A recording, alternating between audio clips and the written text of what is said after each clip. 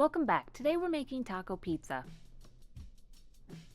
We're going to first start off with making our pizza dough. If you don't have a recipe for that, you can head to the link above and that'll take you to the recipe that I'm using right here. If you don't have time to make your pizza dough from scratch, just go to the store and pick some up from the refrigerated section. After your pizza dough is made up, let it rest. During that time while it's resting, you can start on the meat. In a large skillet over medium heat, add a couple tablespoons of olive oil along with your meat and half of a diced onion to brown up. Mine was already browned up because I did a large batch the night before, so it was only warming up. Next, add in 1 can of beans that have been rinsed and drained.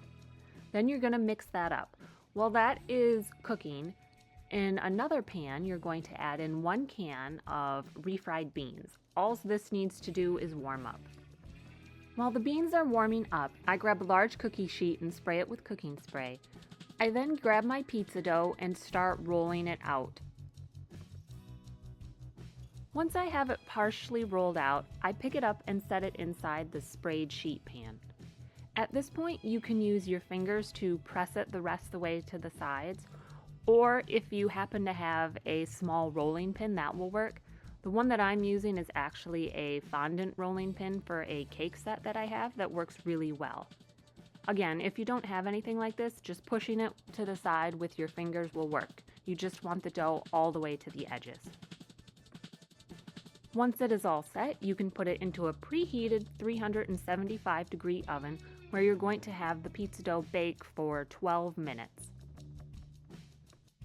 While that is baking, to your cooked meat and beans, you're going to add 1 teaspoon of cumin, half a teaspoon of chili powder, 1 teaspoon of garlic powder, 1 teaspoon of oregano, some fresh black pepper, 3/4 a teaspoon of salt, and then about a half a cup of water will be added. Mix and let that cook for a few more minutes until the water is out of the meat mixture. I'm then going to grate up 2 cups of cheddar jack cheese. If you don't want to do this, just go ahead and buy a bag of pre-shredded cheese. When the crust is done baking, pull it from the oven. You're then going to top it with the warmed up refried beans.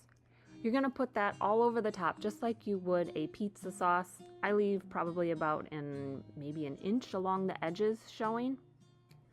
After you get the refried beans on there, you're next going to top it with your cooked meat and bean mixture. You're just evenly spreading it across the top on top of your refried beans.